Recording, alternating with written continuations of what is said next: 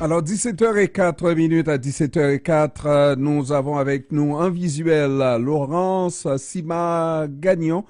Elle est professeure au département de psychosociologie et de travail social de l'Université du Québec à Rimouski. Elle est également membre fondatrice du comité pour le droit à la socialisation de la Ligue des droits et libertés. Bon après-midi, Madame Gagnon. Bonjour. Ça va bien? Oui, juste préciser, c'est le Comité pour le droit à la scolarisation et non socialisation. À la scolarisation, à la scolarisation. Ah oui, Mhm. à la socialisation. Alors, des fois, on dit un peu n'importe quoi. La scolarisation de la Ligue des droits et libertés. Hein?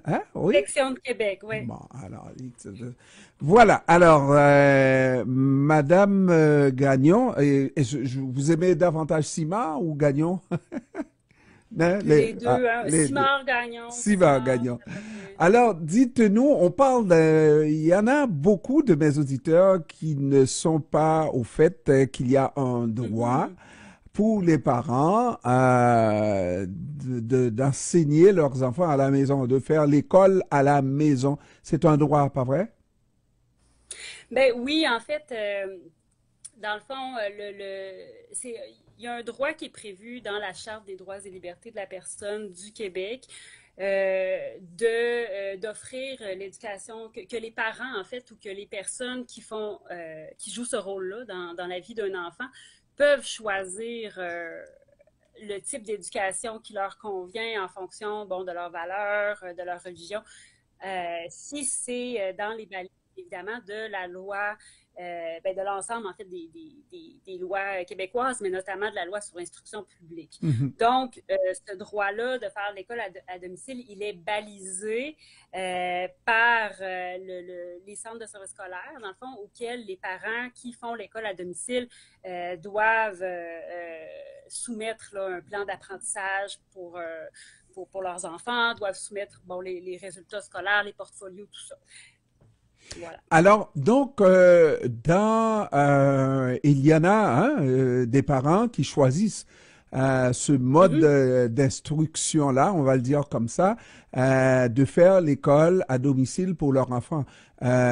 Pour toutes sortes de raisons. Il y en a qui n'aiment Mm-hmm. pas le système, la façon. Ben, ils sont obligés de suivre le programme du ministère, n'est-ce pas? Oui, oui, tout à fait. Il y a un curriculum d'apprentissage. Et tu sais, j'avoue que ça dépasse un petit peu là, mes compétences. Moi, je me concentre surtout sur la question des bris de service, des bris Ouais. de scolarisation des élèves handicapés, en difficulté d'adaptation et d'apprentissage, là, les élèves qu'on appelle HDAA dans le jargon là, du système scolaire Mhm. et qui se retrouvent en fait ben souvent, en fait, il y a une proportion importante de parents d'élèves HDAA qui vont faire le choix de l'école à domicile. Donc, c'était pour ça, notamment, là, qu'il y avait les articles là, du Devoir qui sont sortis en fin de semaine et ce matin là, qui faisaient le lien finalement entre le choix de l'école à domicile et les bris de service et qui se posaient la question à savoir est-ce que ces bris de service-là, est-ce que la difficulté d'avoir accès à des services adaptés qui sont ben, qui répondent véritablement finalement aux besoins et aux profils des élèves vont mener certains parents finalement à faire le choix là, de l'école à domicile. C'était ça la logique là, finalement. Alors, moi, ma logique, c'est de dire, oui, je peux comprendre qu'il y a des parents qui veulent faire l'école à domicile parce que, Mm-hmm. bon, on n'aime pas comment on se comporte, mais en autant qu'on suive le cursus de l'école, n'est-ce pas, ou du ministère, c'est correct. Mais il y en a d'autres qui sont obligés, eux, de garder leurs enfants à domicile et c'est des enfants qui ont des besoins particuliers et pour lesquels la commission scolaire, l'école n'a pas de possibilité parce que l'école n'a pas d'enseignants qualifiés pour ces enfants-là. Alors, moi, ma façon de poser la question, est-ce que dans ces conditions-là, est-ce qu'on peut encore parler d'une instruction obligatoire dans la loi également là, pour des enfants jusqu'à l'âge de 16 ans? C'est obligatoire dans la loi, non? Ben, tout à fait. Puis, en fait, vous avez raison de poser la question. Puis, il y a beaucoup de confusion autour de ces notions-là d'école obligatoire versus école gratuite. L'école obligatoire jusqu'à 16 ans, c'est vraiment, c'est comme une norme qui s'adresse plutôt aux parents, en fait, ou aux tuteurs, tutrices, de dire, ben, vous avez l'obligation de scolariser vos enfants jusqu'à 16 ans. Donc, ils ont l'obligation de fréquenter soit une institution, comme on disait, d'éducation publique, soit d'avoir un plan de scolarisation à domicile ou un établissement privé, là, comme on disait tantôt, tant que cet établissement-là, finalement, est conforme à la loi. Maintenant, l'école a l'obligation, ben, en fait, le ministère de l'Éducation et par là même, en fait, à travers ses centres de services scolaires ou ses commissions scolaires dans le cas des écoles anglophones, ont l'obligation d'offrir une école gratuite à tous les élèves jusqu'à 18 ans et jusqu'à 21 ans pour les élèves qui sont considérés handicapés au sens de la loi assurant l'exercice des droits des personnes handicapées en vue de leur intégration scolaire, professionnelle et sociale. C'est une loi là, à titre un peu accordéon. Là. Mm-hmm. Mais donc, les jeunes, les enfants et les jeunes jusqu'à 18 ans ou jusqu'à 21 ans, dans le cas des jeunes considérés handicapés, ont le droit à l'éducation gratuite au Québec. Et quand on parle de bris de scolarisation, c'est-à-dire des écoles qui retirent les enfants, qui excluent les enfants sous toutes sortes de prétextes, mais notamment beaucoup en lien avec le manque de ressources ou avec des traits qu'on attribue aux enfants comme étant, OK, ça dépasse ce qu'on est capable de ce à quoi on est capable de répondre dans l'école, bien ça représente un bris de ce droit-là. Donc, c'est un bris, finalement, des obligations de l'école envers les enfants. Et là, le parent, lui, se retrouve avec une responsabilité que l'État n'aide pas à supporter. Hein? C'est oui, cet enfant qui reste à la maison doit quand même, si on revient à cet article qui dit au moins jusqu'à 18 ans, vous l'avez dit 18 et jusqu'à même 21 ans, dépendamment de handicap de l'enfant, c'est aux parents à donner de l'instruction à son enfant. Comment on va évaluer la capacité de ce parent ou de ces parents-là à donner cette instruction-là à ses enfants? Ben, c'est une question qui est intéressante, en fait, parce que, puis c'est important de départager. Il y a plusieurs choses dans ce que vous dites. Si un enfant ou un jeune, dans le fond, est inscrit à l'école, c'est la responsabilité de l'école de scolariser cet enfant-là. Donc, on n'est pas du tout en train d'évaluer les capacités là, des parents à jouer le rôle des enseignants-enseignantes ou du personnel enseignant. Maintenant, quand on parle de bris de service scolaire, c'est encore la responsabilité de l'école, finalement, d'assurer la scolarisation, même si, finalement, cette responsabilité-là, elle n'est pas remplie par l'école. Et quand on parle de bris de service, ce qui est intéressant de noter, en fait, c'est que, bon, le ministère de l'Éducation commence à reconnaître ce problème-là, mais il n'en reconnaît pas la portée réelle par ses rapports, par ses démarches de dénombrement.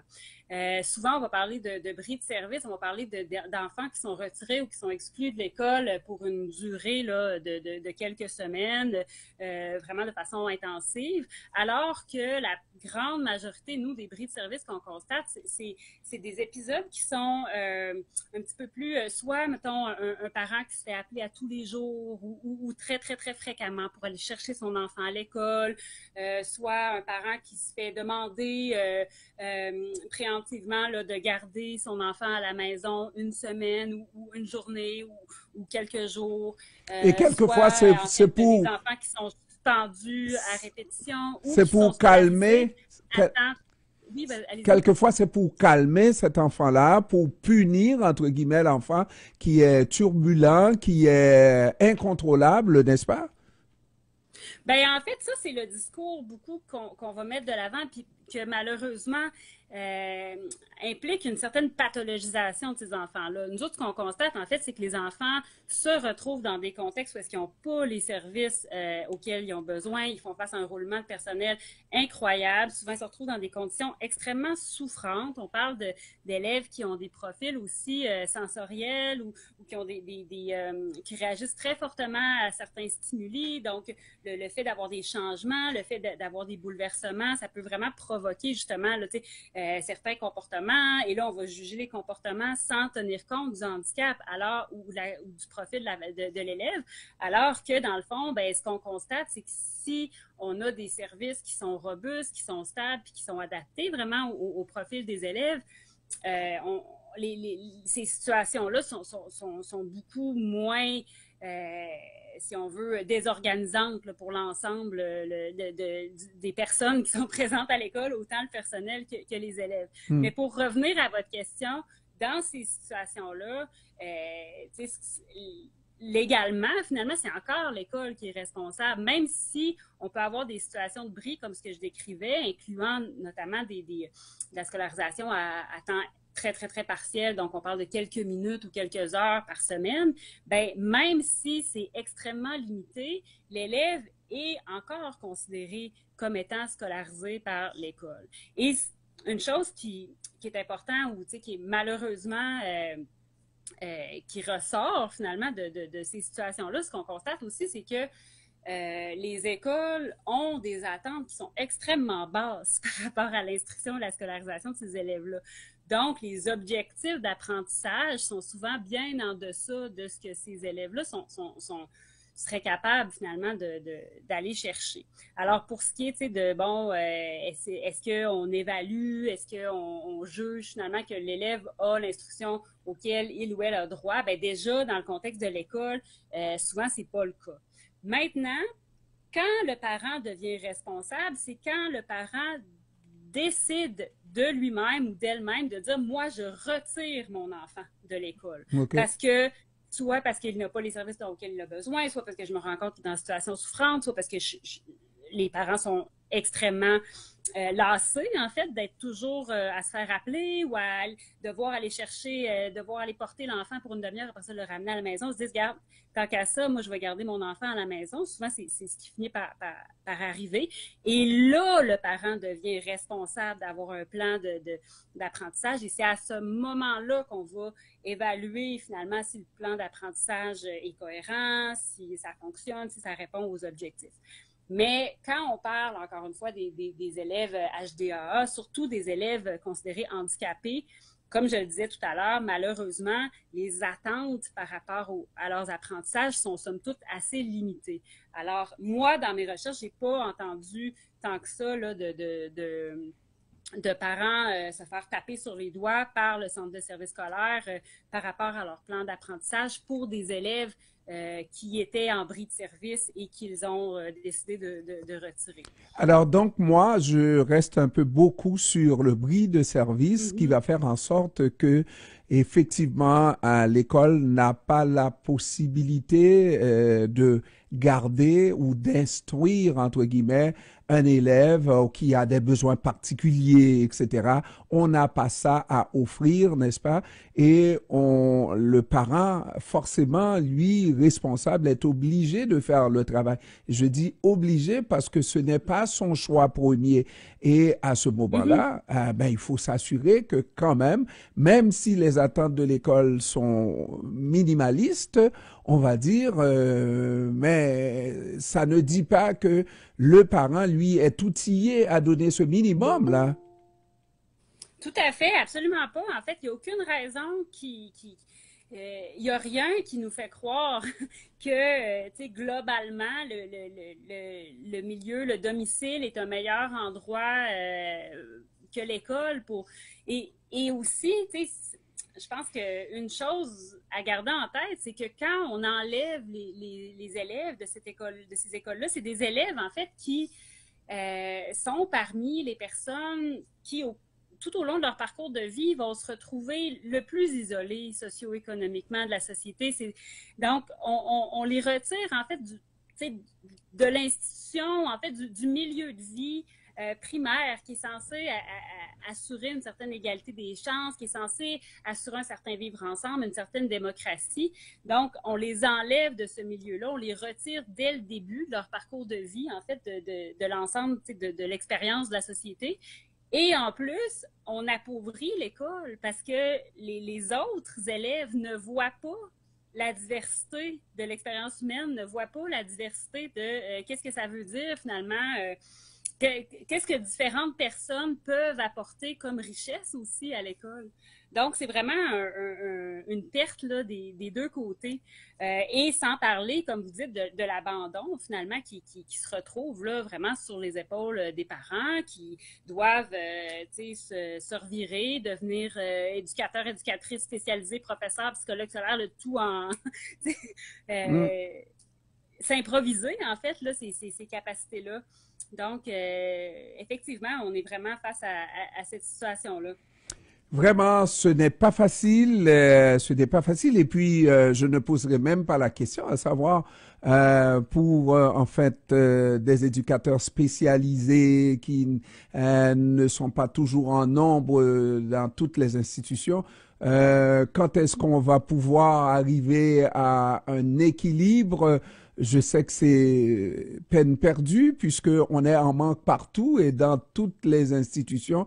Ça veut dire que lorsqu'on a un enfant qui a des besoins particuliers à l'école, faut vraiment avoir des capacités extraordinaires. Je ne sais pas là, inventer des moyens, n'est-ce pas, pour donner un minimum à cet enfant-là. Mais sinon, ça risque d'être un enfant vraiment qui termine son cycle avec énormément de manque dans.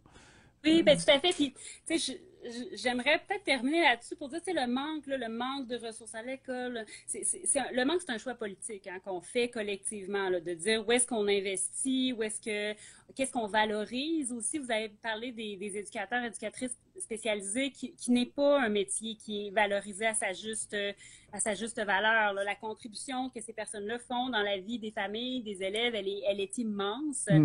Et au comité pour le droit à la scolarisation dont on parlait en début d'émission, ben on est à l'affût, on guette. Il y a le budget du Québec qui s'en vient, donc on est très on a très hâte de voir qu'est-ce qu'il nous réserve là, ce prochain budget-là. Il y a aussi le rapport annuel, le premier rapport annuel du protecteur national de l'élève qui est en poste depuis 1 an et demi maintenant, donc qui est censé sortir là, incessamment. Donc, on a bien hâte de voir, en fait, qu'est-ce que collectivement là, on est en train de mettre en place justement pour faire face à ces situations-là. Laurent Simard-Gagnon, professeur au département de psychosociologie et du travail social de l'Université du Québec à Rimouski. Elle est également membre fondatrice du Comité pour le droit à la scolarisation de la Ligue des droits et libertés. Merci beaucoup. Merci. Merci à vous. Bonne Merci. soirée. Au revoir. Bonne soirée.